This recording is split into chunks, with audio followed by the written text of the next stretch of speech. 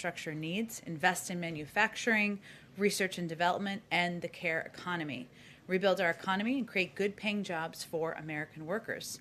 Since then, we've seen praise for the president's vision from across the political spectrum, from business to labor, economists, and climate leaders, in addition to support from bipartisan majorities of the American people. The U.S. Chamber of Commerce said, quote, "We need a big and bold program to modernize our nation's crumbling infrastructure, and we applaud the Biden administration for making infrastructure a top priority." The CEO of Ford Motors said that, quote, "Ford supports the administration's efforts to advance a broad infrastructure plan that prioritizes a more sustainable, connected, and autonomous future." The president of the League of Conservation Voters said, quote, "Today is a great day for jobs, justice, and climate action." And the international president of the SEIU called the jobs plan, quote, "a game changer for tackling racial and economic inequality." And early polling underscores the overwhelming bipartisan support for components of this plan. Just yesterday, a Morning Consult poll showed that by a 2-to-1 margin, registered voters backed a hypothetical $3 trillion infrastructure package. And a Data for Progress poll showed that by a 35-point margin, voters wanted to pay for this plan by asking the wealthy and big corporations to pay their fair share, just like the president is calling for. Two other items for all of you. Today, the Biden-Harris administration is launching a nationwide grassroots network of local voices and trusted community leaders to encourage people to get vaccinated. We've talked in here quite a bit about how effective and impactful we've seen having community voices, trusted voices, be the people who are getting the information out to communities. So this is a reflection of that.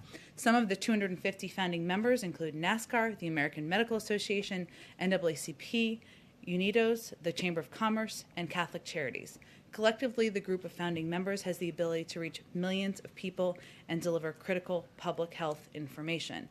This morning, the Vice President and Surgeon General Vivek Murthy spoke with some of the Community Corps founding members about the unique efforts that communities across the country are taking to get more shots in arms, including by hosting virtual town halls, giving workers paid time off, and conducting direct outreach to people within their community, and a lot more work, of course, to come from there. Two more short items. President Biden, as a part of the American Rescue Plan, we have another development to convey. He promised, of course, to get health care costs down for families through a number of steps he was taking. And beginning today, Americans can go to healthcare.gov to take advantage of reduced premiums, increased savings, and quality, affordable coverage. Americans currently enrolled in Marketplace coverage will see their premiums decrease on average by $50 per person per month and $85 per policy per month. So that certainly is a positive development. Last thing, finally, as part of our commitment to transparency, I wanted to let you know that the president was tested for COVID-19 this week. COVID-19 was not detected. He's tested every 2 weeks as a part of regular screening. Darlene, why don't you kick it off? Thank you, Jen. A couple of questions on the infrastructure bill. Mm-hmm. Can you give us a sense, now that the president has announced the details, what comes next from the White House in terms of travel by the president or the vice president or any other members of the cabinet in terms of selling the plan? And will we see something similar to Help Is Here for the COVID bill? Well, I think you can certainly expect that the president, the vice president, will be involved in making calls, doing outreach, communicating with members of Congress, with governors, with elected officials, and of course with the American people. I will say the piece that's slightly different, or in addition to, is what the president announced at the cabinet meeting, which is that he has asked some key members of his cabinet to serve in a jobs cabinet, to be front and center voices engaging with members of Congress, with leadership in Congress, with governors, with elected officials, with the American public through media and through other direct communications, also traveling around the country to communicate about this plan that he's proposed. So that's another piece of it that you will see grow over the coming weeks. And former President Donald Trump says that the tax increases that are in the corporate tax increases that are in the plan will shift more companies and jobs overseas, and that China will be the big winner there. It also depends on getting countries to stop a race to the bottom on corporate taxes, and we're just wondering, how do you get those other countries to go along with that idea of, not racing to the bottom on corporate taxes? Well, we have a little chart. Maybe we can pull up on the screen here. Hopefully, we'll cue it to come up just to show. Was it up before? Well, we'll bring it up again because it's a relevant one for people to take a look at. That just shows the journey of corporate tax rates over the course of the last several decades. The fact is, the corporate tax rate at 21% is lower than it has ever been in the past. What we're talking about is raising it to 28%, which is lower than it's been in the past several decades for most of that period of time. And it goes back to a rate that was the case during part of the Bush administration. See, as you can see here. Now, during the 60s, it was up over 50%. Obviously, that's incredibly high. And it's gone down progressively. And it was in the mid-30s, as you can see, through about 2015 or right before then. And then it went dramatically down. What we're talking about is just raising it to a rate that is lower than it has been through the vast majority of time over the last 70 years. And we think that's an incredibly reasonable proposal. I will say that in the wake of the 2017 tax giveaway to corporate America, I should say, 91 of the Fortune 500 companies paid no federal taxes. No, zero federal taxes. That is not something that the American people believe is fair, that we believe is fair. And what we're talking about here is making adjustments to the tax code to make it more fair, to invest in our infrastructure, invest in American workers, so that we can be more competitive over the long term. And then lastly, earlier today in Kentucky, Senator McConnell was talking and said that the package, quote, is not going to get support from our side. He opposes the undoing of the 2017 tax cuts and said that, quote, I'm going to fight them every step of the way. So how do you respond? I think there's some more questions to be asked. Does he disagree that our nation's infrastructure is outdated and needs repair? Does he disagree that we need to do more to put American workers back to work and to invest in industries that have growth potential over the long term? Does he disagree that 1/3 of the country who doesn't have broadband access should have access to broadband? There are a lot of areas where there is agreement with across the political spectrum, from investment in infrastructure, doing more to be competitive with China, and what we're really talking about here is how to pay for it. And so what we're looking for is proposals of alternatives. If you don't want to raise the corporate tax rate still lower than it's been over the last 70 years and across decades, if you don't want to do that, if you don't want to put in place a global minimum tax, what are the alternatives? We're happy to hear those proposals. Go ahead. Thanks, Jen. Yesterday, when President Biden spoke about corporate taxes, he specifically named Amazon out of the kind of Fortune 500 companies that have paid zero federal taxes. Why did he just name Amazon? It's just an example. As I noted, there were actually 91 companies who didn't pay any corporate taxes in 2018, so there were many to pick from. And about the Baltimore plant, we understand that there is a contamination of about 15 million doses. When did this happen, and when did the administration find out? Well, the issue was identified as part of rigorous quality control system checks, and HHS made us aware late last week. And so we understand that this supply is headed to Europe and not for the United States. But how does that really overall sort of change J&J's supply plans? And were they planning to use this plant to deliver the 24 million doses they had planned to deliver by the end of April to the United States? Well, the issue doesn't impact, one, any of the J&J doses that are available, of course, already on the market. Johnson & Johnson has made clear that they expect to deliver 24 million doses in April, and that they expect to meet their commitment of 100 million doses by the end of May. So we are looking forward to that. Obviously, these are doses that the U.S. government has purchased, but we also have plenty of doses from Pfizer and Moderna regardless. So there is no supply disruption caused by the Baltimore plant for U.S. supply going forward? For U.S. supply, for the supply that we are anticipating through the course of May, we have been assured that that they expect to meet those deadlines. And one more about Hong Kong. As you're aware, there were 7 pro-democracy veterans who were advocates, pro-democracy advocates, were arrested yesterday. And this is obviously, a continuation of Beijing trying to quash pro-democracy protests in the country. Do you have a comment? Is the administration monitoring that situation even now? We certainly are. Today's politically motivated convictions in Hong Kong of 7 pro-democracy activists once again shows the degree to which Beijing seeks to crush all forms of peaceful dissent in the city.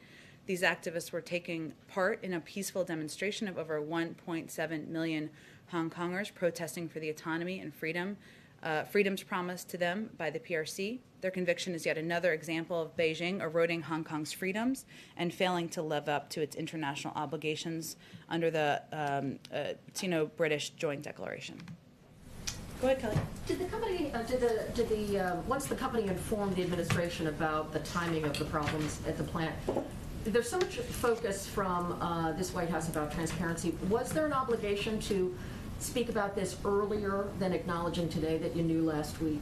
Well, I think it's important for people to remember that this plant has not been FDA approved. It's still going through a rigorous review.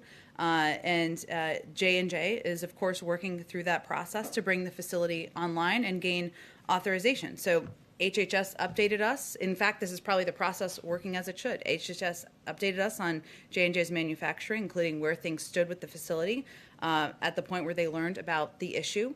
It wasn't going to impact our supply. It wasn't going to impact the supply to the American people. And of course, J&J is working through this with the FDA. So we'd certainly refer to them on the process. On the infrastructure, climate, jobs plan, the president also talked about inviting Republicans to the Oval Office. Yeah. Given the comments from his longtime friend Mitch McConnell, do we have that on the books yet? And do you anticipate that there is any legitimate room to move? Or is the White House really settling into the idea that this will be a Democrats-only push in order to accomplish this big priority?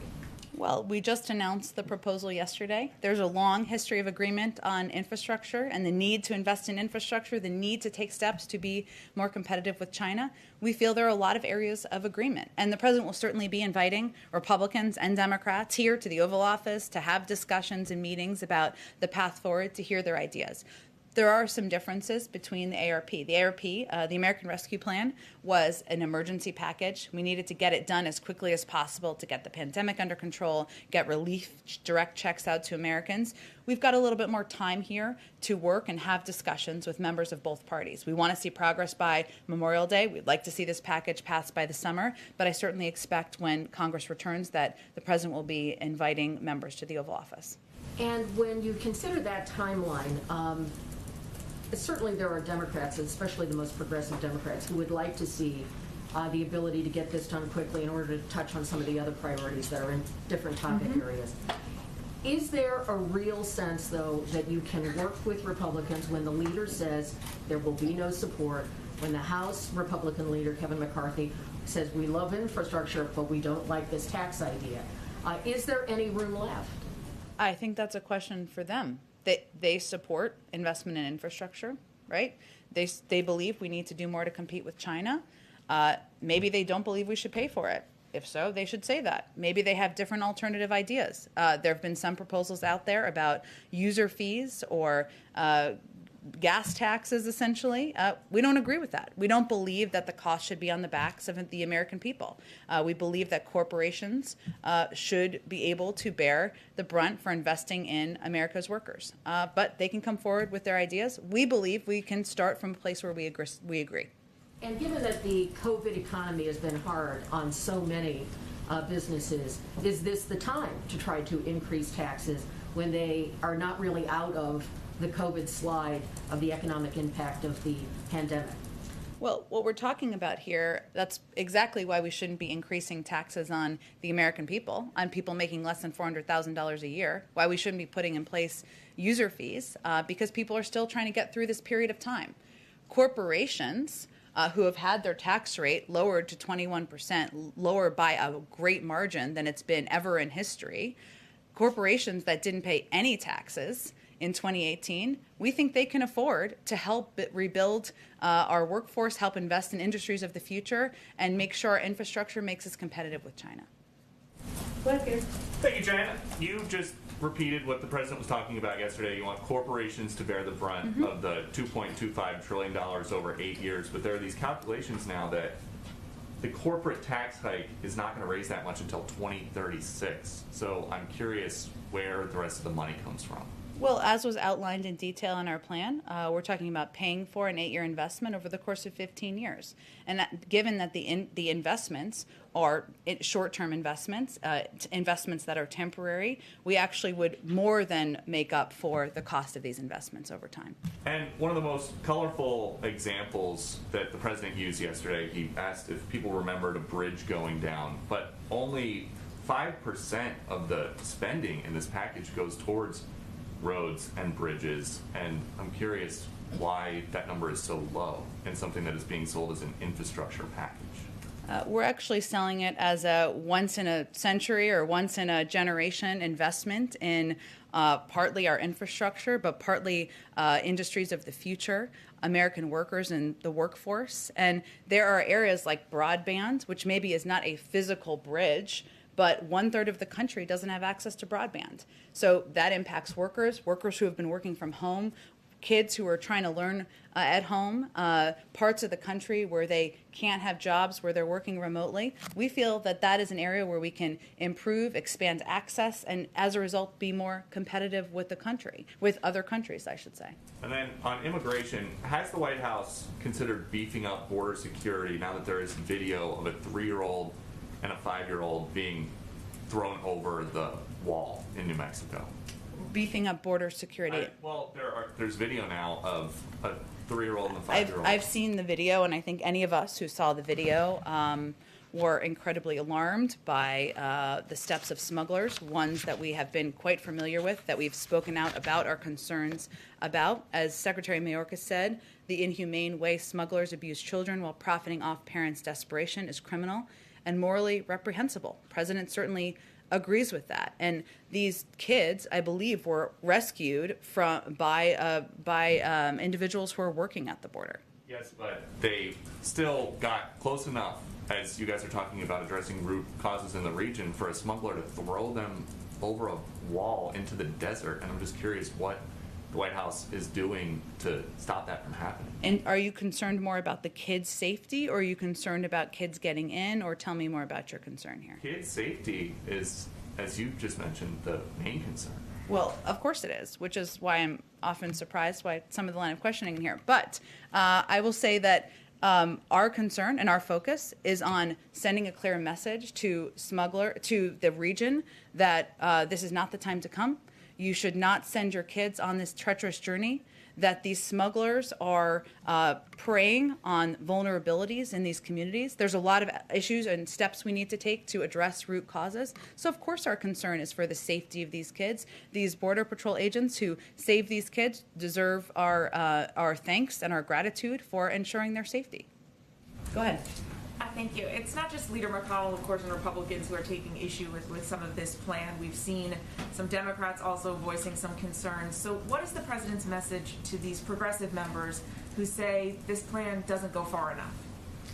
Well, I think we would say this is a two-part proposal. One, it's an enormous investment in our infrastructure, in our roads, our railways, our bridges, our broadband, our waterways, and ensuring people have access to clean water. It accounts for, I think the number is about 1% of our GDP, so it certainly is a significant attempt to address that. It's also a two-part proposal, and the president will be speaking more in the coming weeks about how we can do more to help our caregivers, some of that was in this package, but help address the needs of child care, help lower the cost of health care, and help do more to ensure we're easing the burden on families across the country. Is the president confident that he can get Democrats united behind this plan? I think the president believes that Democrats, that independents, that Republicans, as we've seen in polls across the country, believe that we should do more to invest in our infrastructure. And infrastructure means ensuring there's access to broadband. Infrastructure means ensuring that we rebuild our roads, our railways, and bridges. That's something that Democrats, Republicans, independents have talked about, the fact that it's long overdue for some time now. And why are you splitting this into two parts? Is that a sign at all that you think the infrastructure portion, this first part, is something that you have a greater chance of getting passed?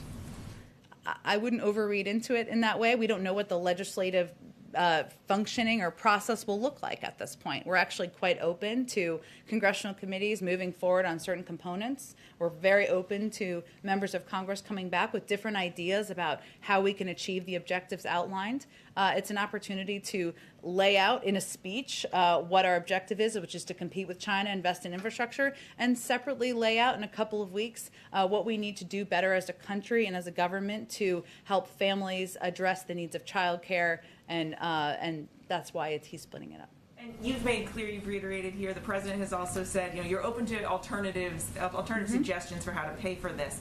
But just to be clear, is the overall price tag here open for negotiation, or just how to pay for this? The president proposed, based on the advice of economists and economic experts, how he feels we can achieve these objectives. We'll see what others come forward with in terms of different proposals or different ways to rebuild our infrastructure and ensure we're competing with China and better positioning ourselves in the world. And just one last question on the impact of this. The president said yesterday that along with the stimulus bill, an estimated 18 million jobs could be created with this plan. We've seen a recent S&P forecast estimate that more than 2 million jobs would be created. What's the range that the White House thinks in terms of how many millions of jobs will actually be created by this plan? We expect there'll be a number of outside economists who will, and economic forecasters who will do projections in the coming days. We'll see what those look like. We expect them to be right in the ballpark of what the president said yesterday. But why not put out your own suggestions here? I mean, you're asking for $2 trillion. Why not put out an estimate of how many jobs will be created? We certainly expect there'll be a range of numbers that you all can refer to that are done by outside analysts, and that that's a really effective way to give a sense to the American people of what can be expected from this package. Go ahead. Thanks, Jen. Since Senate Minority Leader Mitch McConnell's already said that Republicans aren't going to play ball, she kind of took my question a little bit, but if Republicans came back with kind of a skinny infrastructure package, maybe brought back something that didn't include the $400 billion, I guess, for in-home help for disabled people, said maybe include it in the second package that you're working on, would the White House be open to that, to looking at a different package? I'm just not going to negotiate from here, obviously. We're certainly open always to hearing ideas and proposals from Democrats and Republicans. We certainly put in the caregiving component of the package, the president did, because he believes that there is a huge impact on our workforce. Caregiving has a huge impact on our workforce, the cost, the time, the energy, the effort, and it is something that is keeping people from out of the workforce, preventing them from progressing in their jobs. So that's why he included in there. If Republicans disagree and don't think that that's an issue in our society, then they should come forward and certainly convey that. President Biden support ending the Trump-era limit on state and local tax deductions, otherwise known as SALT. One Democrat saying no SALT, no deal on infrastructure. What's the president's stand on that? If Democrats want to propose a way to eliminate SALT, which is not a revenue raiser, as you know, it would cost more money, and they want to propose a way to pay for it, and they want to put that forward, we're happy to hear their ideas. Go ahead. Thank you, Jen. I know this is a follow-up to the last question, but just specifically, are there red lines in the first phase of the infrastructure bill on things like the on the money that's earmarked for racial inequality, racial equity, the pot of money for the $400 billion for seniors? Are those musts when it comes to the first phase of the bill? The president's focus is on the objectives he's trying to achieve, which is rebuilding our infrastructure so we can compete around the world, putting millions of Americans back to work, easing the burden, as you noted, of caregiving, which is impacting millions of Americans who are not in the workforce in the way they would like. So I'm not going to give you red lines from here, only to convey that he designed this bill, the administration designed this bill with an effort to meet the moment. and to do it in a way that ensures we are looking at addressing challenges in our country through a lens of equity, that we're doing it in a way that helps cities and rural America, that we're doing it in a way that meets the moment and meets the moment of the needs for a once-in-a-century investment.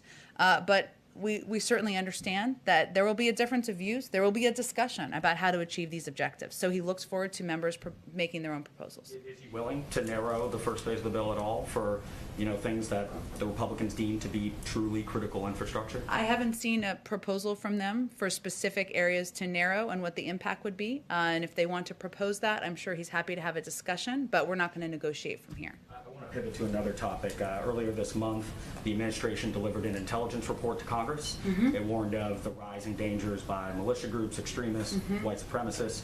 Does the president feel that it's time for the U.S. to adopt a domestic terrorism statute? Well, as you know, Zola, and he talked about that a bit on the campaign trail.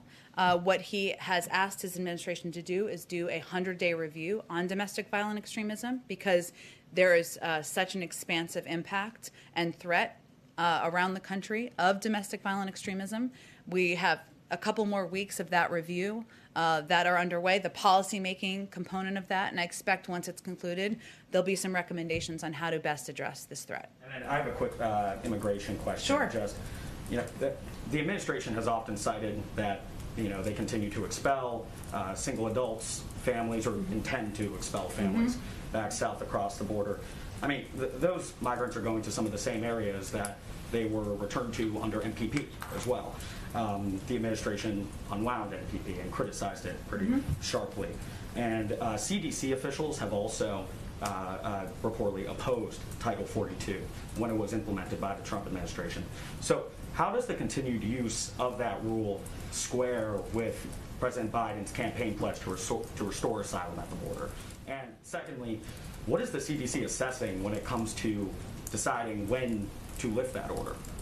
Well, first, we're still in the middle of a public health crisis. There's 1,000 people a day approximately dying of COVID-19 still.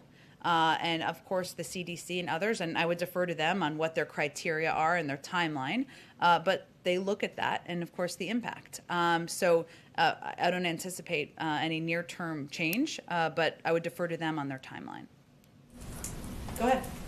On the list of the most urgent infrastructure projects that you have identified as an administration, when will the White House put out a list of those projects as outlined in the plan, and which agency is in charge of this? Well, there's a jobs cabinet and council, or jobs cabinet, I should call them, that will be playing a variety of roles, including in the internal policy development process, and engagement with Capitol Hill, engagement with governors, engagement with the American public. Once the bill passes, there'll be a competitive bidding process. Okay. So to clarify, the five individuals that the president named today as being in charge of in terms of they will be in charge of, sorry to combine the things, they will be in charge of communicating with the public, communicating with Congress, communicating with mayors and governors, having discussions about different components of the bill, whether it's broadband or different infrastructure components, the impact on businesses. These are the cabinet members who will all play a role in this engagement. But the competitive bidding process obviously wouldn't start until the bill's passed. Okay. On the president's budget or the discretionary guide, can you give us an update on why it's delayed? I think we expected it to be out today. I don't have any update on the timeline. I know it will be out soon, but I don't have any more specifics for you. And then one lastly, on the president's interview with ESPN last night, he was obviously very critical of the Texas Rangers reopening their stadium at full capacity in the middle of the pandemic. Apart from urging people to wear masks, wash their hands, socially distance, is the president planning to take any other measures to try to slow the pace of the reopening and engaging with governors, especially as we see a rise of cases in a number of states? Well, his focus is on action, and so you've noted some of them, but it is when he saw an urgency in the rising cases, we took some urgent action, including more than doubling the number of pharmacies that will have the vaccine, increasing our commitment and our investment in mass vaccination sites and community health centers, His view is the more people we can get vaccinated more quickly, the better positioned we will be. So that's where his focus is. Are you worried that the reopening and rise in cases will pace the vaccination pace? I would leave it to our health experts to make predictions of that kind. I would say that what we have control over here is how rapidly we can get the vaccine out, how many locations we can ensure the vaccine is available to the public in. We can continue to do more to meet people where they are. That's where our focus is. I'd also note that though some governors have rolled back public health guidelines, something obviously we wouldn't support given the public health guidelines are in place, a number of mayors, local elected officials, businesses have kept them in place even in a number of those states because it's not a political issue, and they have taken those steps in order to keep the people in their jurisdictions safe. Go ahead. Thanks, Jen. So during the campaign, the president signaled his support for expanding paid family and medical leave. Mm-hmm. I know the provision was enacted during the pandemic, expired, and paid leave wasn't in the stimulus package. Is paid leave something that the president will commit to including in the second part of his infrastructure proposal? Well, there's naturally still ongoing discussions about the final pieces of the package. He does believe that it is. He did include actually emergency paid leave in his rescue plan, so that component was included, and it was President Biden who signed into law this month an extension of a paid leave credit so that more families right now have access to paid leave. So those are all steps he's taken immediately, given his view that this is important to families across the country, especially as they're trying to make ends meet. And he's been clear about his support for permanent paid leave and paid and medical leave. But I don't have anything to predict for you in terms of the next package. And then on a different topic, the shooting in California is the latest in a series of several high-profile gun tragedies over the past few weeks. Is the president ready to start issuing executive orders? Well, first let me say that the disturbing news of gun violence in Orange, California, that resulted in the tragic loss of lives, innocent lives, last night is yet another example of senseless gun violence that occurs all too frequently and underscores the need for legislation to expand background checks, something that's worked its way through the House that the president certainly supports, to ban assault weapons and high-capacity magazines and remove liability protections for gun manufacturers. The president, there is an ongoing review of executive actions and something that he is certainly personally committed to, and hopefully we'll have more to say on that soon. Quick follow on that. It's my understanding that a number of gun violence prevention advocacy groups have requested a meeting with the president. Is that something that he is willing to do? Is he going to meet with them? And if so, do you have an idea of when that meeting might happen? I don't have any predictions for you in terms of a meeting. I will say that the president has worked hand in hand with a number of these groups for decades. As somebody who fought to get the Brady Bill passed, who fought for an assault weapons ban and getting that into law in the 90s, who led the effort to put in place nearly 24 executive actions while he was vice president, he's certainly been a partner and will continue to be an advocate as president for additional common sense gun safety measures. I will say that there is in the American Jobs Plan, and there was a lot in there, so this was a piece that didn't receive as much focus, a proposal of $5 billion investment over 8 years to support evidence-based community violence intervention. And, this is a step that, of course, would help on gun violence and community violence. We also know that violence is a public health crisis disproportionately impacting Black and brown communities and Americans, and a key part of community violence intervention strategies to help connect individuals to job training and job opportunities. So it's part of his job effort, but certainly another effort that many of these gun safety organizations feel is important, addressing community violence in order to reduce that across the country. Go ahead. Just want to follow up on SALT. You're saying that if Democrats are able to negotiate SALT, they have to find the revenue somewhere else, because as you say, it's a revenue reducer that they need to balance the books some other way. Unless they think that a package doesn't need to be paid for, or that doesn't need to be paid for. So we're open to hearing ideas and proposals. I just think for clarity purposes, and a lot of people know, but eliminating SALT obviously is a revenue, not a revenue raiser, and it is something that either would have to be paid for or not. But our focus right now is on ensuring that we are getting relief to the broad swath of the American people who are most impacted by the downturn, the 10 million Americans out of work, people who are looking to be a part of growing industries of the future. But we understand that many Democrats, or some Democrats, I should say, are focused on that and interested in discussing it. We're happy to discuss it with them. So my colleagues of the Miami Herald have been talking with undocumented immigrants who have struggled in South Florida to get vaccinated because they don't have a driver's license or other federally issued ID. I know that the federal government doesn't always set those standards, but what can you do is there anything the administration can do to set guidelines or to advocate on their behalf? And are you concerned about undocumented immigrants not receiving the vaccine? Well, certainly, the more people who are vaccinated, whether they're undocumented or not, the safer we are as a country. And that's certainly the president's point of view.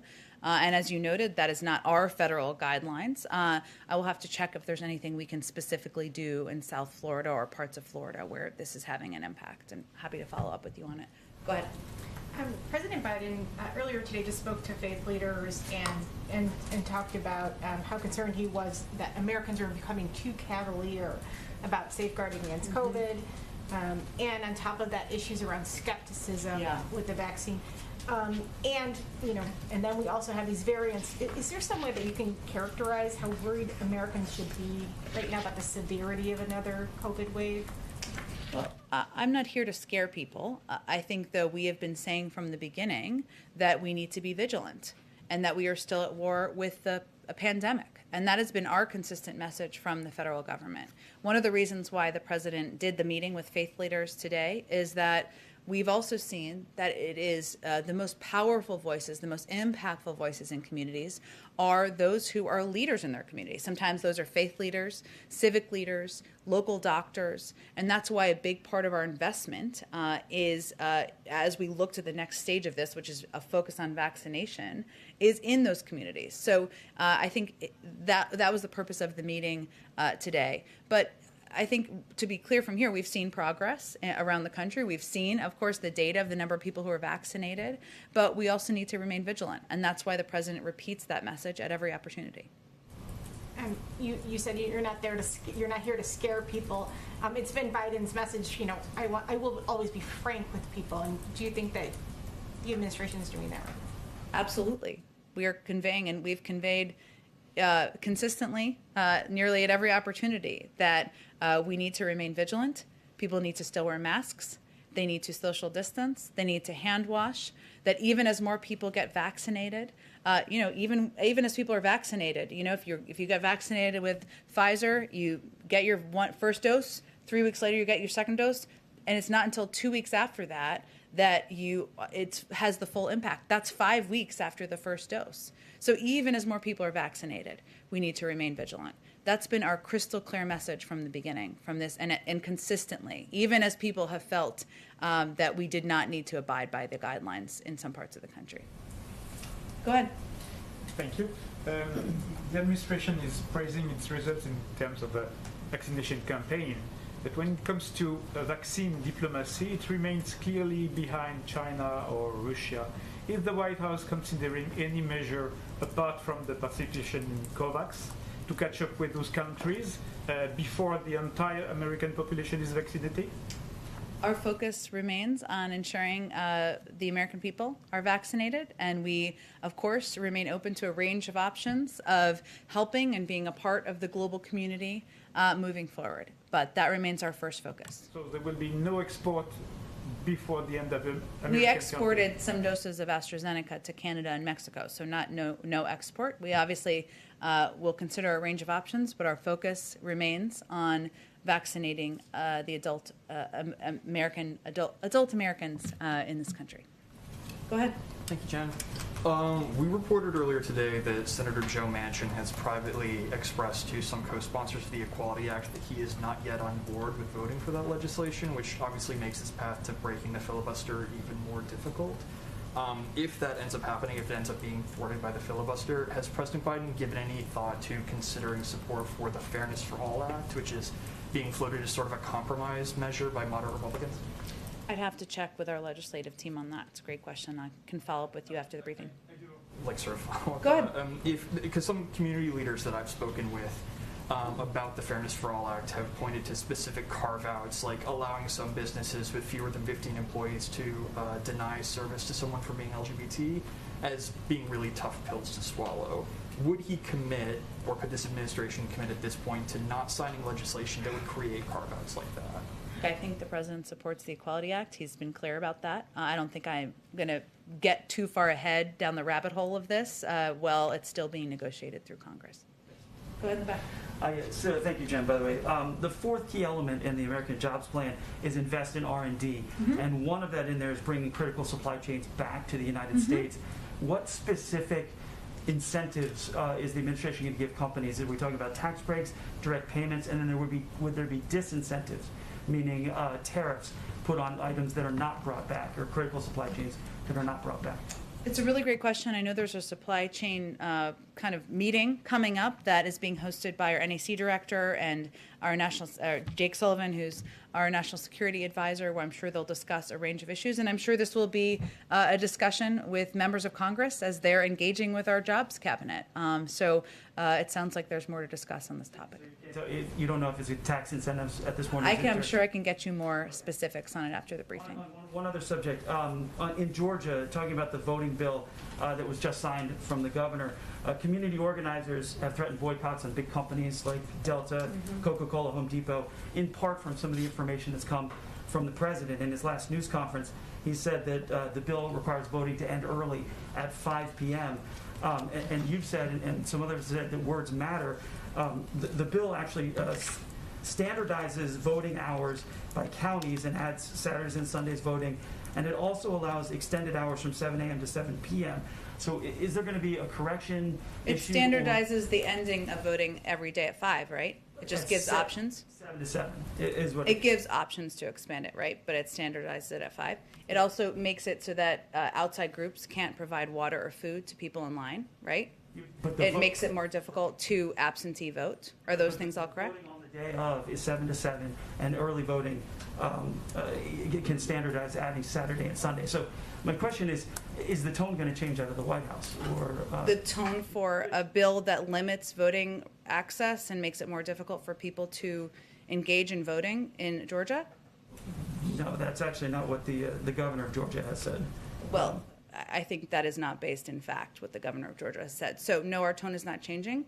We have concerns about the specific components of the package, including the fact that it makes it harder and more difficult for people to vote by limiting absentee options, by making it not viable, not possible for people to provide water to people who are in line, by not standardizing longer hours.